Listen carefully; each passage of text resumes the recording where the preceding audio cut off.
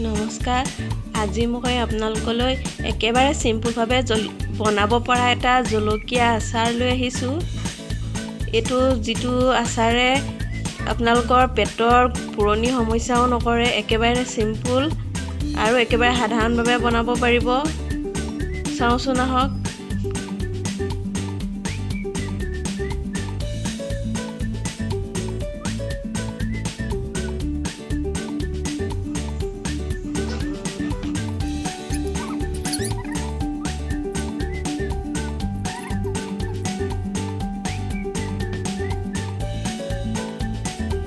প্ৰথমে মই জলকীয়াখিনি সৰু সৰুকৈ টুকুৰা কৰি কাটি লৈছোঁ আৰু ইয়াতে নেমু 3 চিটা লৈছোঁ আৰু মিঠাতেল অলপ গৰম কৰি লৈছোঁ, নিমখ লৈছোঁ আৰু এটা চিচাৰৰ সৰু বৈয়াম লৈছোঁ মই ইয়াত ভৰাবৰ বাবে।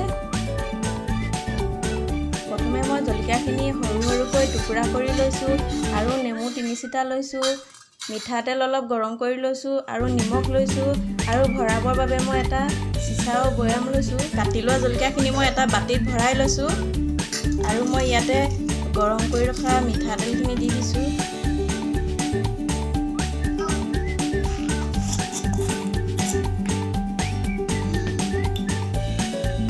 ইয়াতে মই নিমখ দি দিছোঁ।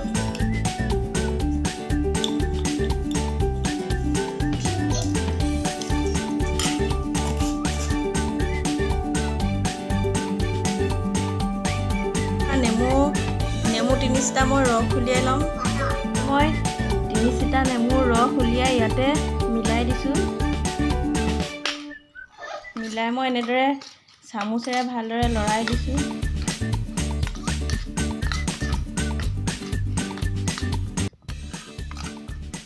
এতিয়া মই এইখিনি এটা বৈয়ামত ভৰাই লওঁ। মই 3 চিটা নেমুৰ ৰস উলিয়াই ইয়াতে মিলাই দিছোঁ।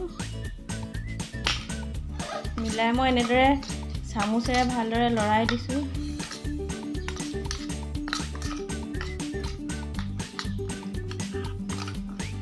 এতিয়া মই এইখিনি এটা বৈয়ামত ভৰাই লওঁ। এইটো চিচাৰৰ বৈয়ামত ভৰাই পেলালোঁ। এনেদৰে ভৰাই মই মাজে মাজে ৰ'দত দি থাকিম আৰু 10 দিনমানৰ পাছত এইখিনি খাব পৰা হৈ যাব। এনেদৰে খাবলৈ খুবেই ভাল হয় আৰু পেটতো জ্বলাটোৱে অপকাৰ নকৰে এনেদৰে খালে।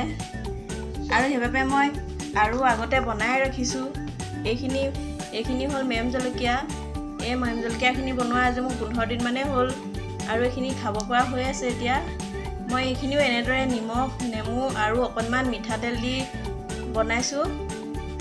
ইয়াত কোনো ধৰণৰ মছলা দিয়া নাই। এনেদৰে খাবলৈ খুবেই ভাল হয় আৰু এনেদৰে খালে পেটৰো অপকাৰ নকৰে। আৰু আপোনালোকেও এনেদৰে একেবাৰে চিম্পুলভাৱে জলকীয়া আচাৰ বনাই খাব পাৰে।